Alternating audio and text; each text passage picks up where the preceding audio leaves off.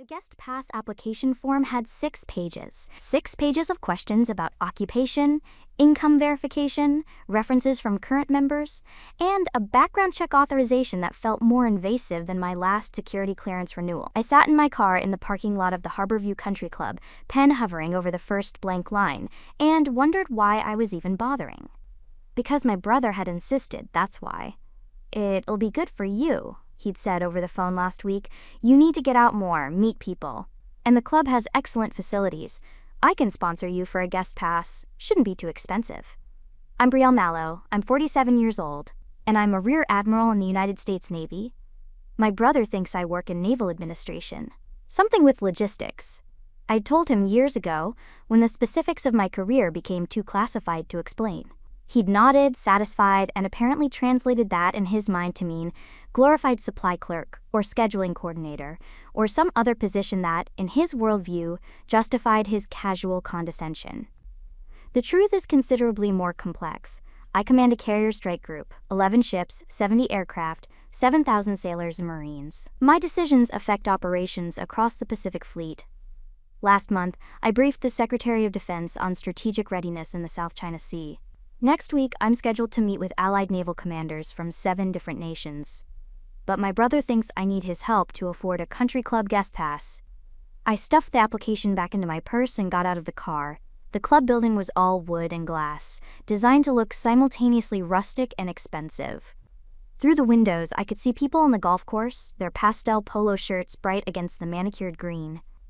My brother Russell was waiting in the lobby, already dressed for tennis in crisp white shorts and a shirt with the club's logo embroidered on the chest. He checked his watch when I walked in, a Patek Philippe, I noticed, the kind he'd probably bought specifically so people would notice. "You're late," he said, though I was actually 3 minutes early. "Traffic," I lied. "Well, come on. Let me introduce you to the membership coordinator. She'll get you sorted with a day pass, and we can discuss the guest membership option." He lowered his voice conspiratorially. "Fair warning, it's not cheap. But I can probably help you out if the fees are too steep." I didn't respond, just followed him to the front desk where a young woman in a blazer smiled professionally at us.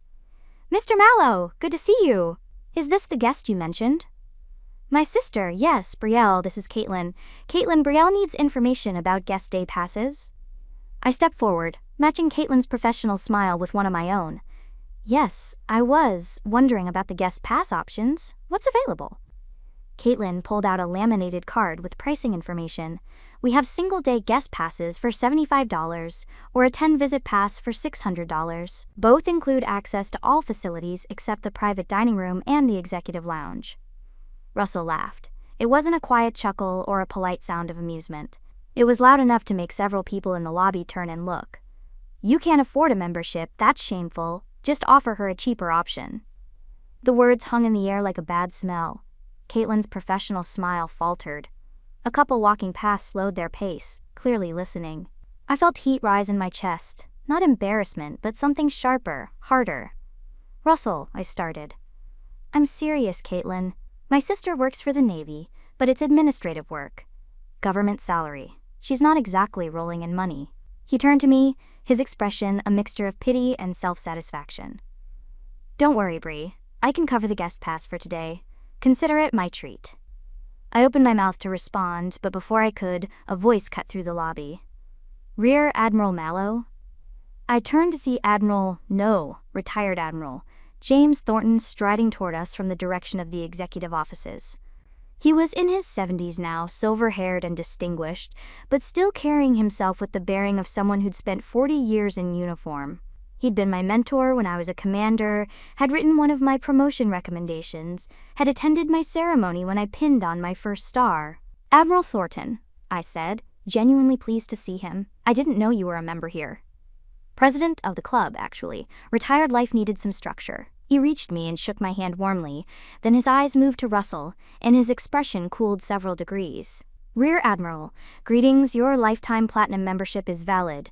Why are you at the front desk, especially with that shameless fellow?" The lobby went completely quiet, not silent. I could still hear the soft background music, the distant sound of someone hitting a tennis ball, the hum of air conditioning. But every human sound stopped. Conversations cut off mid-sentence. Footsteps halted. Even Caitlin stopped breathing for a second. Russell's face went through a rapid series of expressions: confusion, disbelief, denial, and finally a desperate attempt to maintain his composure. "I'm sorry, did you say lifetime platinum membership?" Admiral Thornton's eyebrows rose. "Is there a problem?" "Admiral Mallow has been a platinum member since 2019. Complimentary, of course. It's one of the benefits we extend to flag officers. I approved her membership myself when she made Rear Admiral." He turned back to me. "Though I must say, Brielle, I'm surprised to see you at the guest desk. Your membership card should grant you access to everything, including the executive lounge. In fact, we've been hoping you'd use it more often. It's been nearly 6 months since your last visit." "I've been deployed," I said quietly, "carrier operations in the Pacific." "Ah, yes, I heard about that. Excellent work, by the way. The readiness report you submitted was exactly the kind of frank assessment the fleet needed." He glanced at Russell again, and I saw something in his expression that made me think of the way a tiger looks at an antelope. "Now, I don't believe I've had the pleasure of meeting your companion?" "My brother," I said, "Russell Mallow." "I see." Admiral Thornton's tone suggested he saw quite a lot, indeed. "Mr. Mallow, I couldn't help but overhear your comments about Admiral Mallow's financial situation." "I assume you were joking." Russell had gone pale. She never said. I didn't know she was a flag officer, a Rear Admiral in the United States Navy, someone who commands a carrier strike group worth approximately $20 billion in hardware alone." Admiral Thornton's voice remained polite, but there was steel underneath. "Perhaps you should have asked." I watched my brother struggle for words, his mouth opening and closing like a fish on a dock. Part of me, the part that had endured years of his casual dismissiveness, his assumption that his success in commercial real estate somehow made him the family's measuring stick for achievement, enjoyed watching him flounder. But another part of me just felt tired. "Admiral Thornton," I said carefully, "I appreciate the intervention, but this is a family matter." Of course. I didn't mean to overstep." He turned to Caitlin, who was still frozen behind the desk. "Miss Patterson, could you please retrieve Admiral Mallow's membership card from the Platinum member files? I believe there may have been some confusion." Caitlin practically ran to the back office. Russell found his voice. "Brielle, why didn't you tell me?" "Tell you what? That I'm a Rear Admiral?" "I've been a flag officer for 5 years, Russell. Before that, I was a captain for 6 years. Before that, a commander. I've been in the Navy for 26 years, and I've held positions of increasing responsibility the entire time." I kept my voice level, professional, the same tone I used when briefing senior officials. "You knew I was in the Navy. You knew I traveled extensively. You knew I couldn't discuss details of my work. You just never bothered to ask what any of that actually meant. But you said you did logistics. I oversee logistics for a carrier strike group. That's 7,000 people, 11 ships, and enough firepower to level a small country. It's slightly more complex than scheduling deliveries." Caitlin returned with a platinum-colored card embossed with the club's logo and my name, RADM, Brielle Mallow, USN. She handed it to me with shaking hands. "Thank you," I said, taking the card. It felt heavier than it should, weighted with more than just plastic and metal. Admiral Thornton smiled. "Excellent. Now, Admiral Mallow, since you're here, would you join me for lunch in the executive dining room? There are several members I'd like you to meet, retired military, all flag officers. We have an informal group that meets monthly to discuss strategic issues. I think you'd find the conversation stimulating." "I'd be honored," I said. "Wonderful. Shall we say 12:30? That gives you time to change if you'd like to use the fitness center first. Your locker is in the Platinum section, number 47, same as your flag officer code." He shook my hand again, nodded politely at Russell, the kind of nod you give to furniture, and walked away. The lobby slowly came back to life. Conversations resumed, quieter now, with several people glancing in my direction. I could imagine the gossip already spreading through the club. "Did you hear? Russell Mallow's sister is an admiral. A real admiral, and he didn't even know." Russell stood there, still pale, still struggling to process. "Brielle, I'm sorry. I didn't mean." "You meant exactly what you said. You thought I couldn't afford a country club membership, and you were happy to help me out, to be the successful brother helping his struggling sister. I slipped a platinum card into my wallet. The problem isn't that you offered to help. The problem is that you assumed I needed it without ever bothering to find out what my life actually looks like. But you never told me. I told you I worked for the Navy. I told you I couldn't discuss details. I told you I traveled for work. What part of that made you think, low-level administrator? He didn't have an answer for that. Or maybe he did, but he was smart enough not to say it. That he'd assumed I was struggling because he needed me to be struggling. Because his worldview required that his success meant something in comparison to mine, and that only worked if mine was less impressive. I have to go, I said. I have some calls to make before lunch. I walked away, leaving him standing at the guest desk, probably still trying to reconcile the sister he'd imagined with the reality of who I actually was. The locker room was empty, thankfully. I changed into workout clothes I kept in my car, always prepared for unexpected PT opportunities, another occupational habit, and spent 40 minutes on the treadmill, letting the rhythm of my feet clear my head. This wasn't how I'd wanted this to go. I'd come today because Russell had asked, because despite everything he was still my brother. I'd thought maybe using the guest pass would be a bridge, a way to spend time together without the complications of rank and security clearances and classified briefings. Instead, it had turned into exactly what I'd spent 26 years trying to avoid, a public revelation that changed how people saw me, that made my career the defining fact of my identity. I joined the Navy at 21, right out of Naval Academy. I'd loved the structure, the challenge, the sense of purpose. And I'd been good at it. Good enough to keep getting promoted, to keep getting more responsibility, to eventually pin on the stars that marked me as a flag officer. But somewhere along the way, I'd learned that being a female admiral meant being constantly visible, constantly judged, constantly held up as either an example or an aberration. It was exhausting. So when I was with my family, I'd simply not mentioned it. Let them make their assumptions. Let them think whatever made them comfortable. Except their comfort had come at the cost of mine.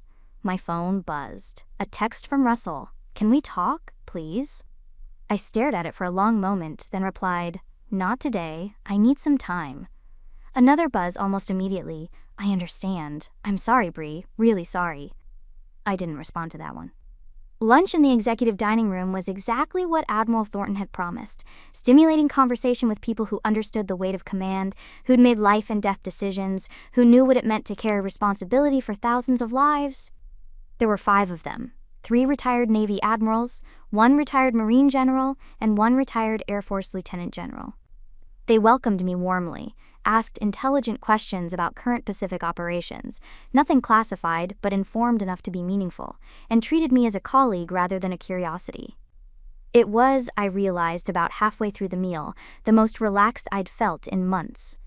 "You should join our group," Admiral Thornton said over coffee. "We meet the 3rd Thursday of every month. No agenda, just conversation. Sometimes we bring in guest speakers, current flag officers, defense analysts, that sort of thing. But mostly, we just talk shop." "I'd like that," I said, and I meant it. As lunch was ending, my phone buzzed again. This time it was my father. Russell called me, said something happened at the club. "Are you okay?" I excused myself and stepped out to the terrace to call him back. "Dad?" "Brielle? Honey, what happened?" Russell was nearly incoherent. "Something about you being an admiral?" I closed my eyes. "I'm an admiral, Dad. Rear admiral, lower half. I've been a flag officer for 5 years. Silence on the other end. Then, "But you said you worked in logistics." "I do work in logistics, among other things. I command a carrier strike group. It's a logistics operation on a massive scale." More silence. I could practically hear him recalibrating everything he thought he knew about my career. "Why didn't you tell us?" "I did tell you. I told you I was in the Navy. I told you I got promoted. I told you I couldn't discuss details because of security clearances. Nobody ever asked what any of that actually meant." You're right, we should have asked. I should have asked." He sounded genuinely distressed. "Your mother would have been so proud." That hit harder than I expected. Mom had died when I was in my mid-30s, when I was still a lieutenant commander. She'd been proud of me then, proud that I was serving, proud that I was doing well. But she'd never seen me make captain, never seen me pin on my stars. "Thanks, Dad. Can we Can we talk about this? Really talk? I want to understand what you do, what your life is like. I feel like I've missed so much. I'd like that, I said, but maybe not today. Today's been a lot. Of course, whenever you're ready. And Brielle, I'm proud of you. I should have said that more often. I hung up and stood there on the terrace, looking out at the golf course, the tennis courts, the carefully landscaped grounds, all of it designed to project success, wealth, status, the visible markers that people like Russell use to measure worth. But I'd spent 26 years in a world where worth was measured differently, where it came from responsibility executed well, from decisions made under pressure, from the trust of the sailors and Marines under your command. The platinum membership was nice, the executive lounge was comfortable, the connections with other flag officers were valuable, but none of it defined me. My phone buzzed one more time. Admiral Thornton, asking if I'd like to play golf next week with him and a few other members. I smiled and typed back, I'd be honored. Maybe this club membership could be useful after all, not as validation of my worth. I didn't need that, but as a reminder that there was life outside the Navy, people who understood the weight I carried, connections that could help me transition when the time came for me to retire. And maybe, eventually, as a bridge back to my family. But on my terms this time. Not as Russell's struggling sister who needed help. Not as the daughter whose career was too complicated to explain. As Rear Admiral Brielle Mallow, United States Navy, someone who'd earned her place through 26 years of service, sacrifice, and success. Someone who belonged exactly where she was. I picked up my platinum membership card, felt its weight, and walked back inside to finish my coffee with people who understood.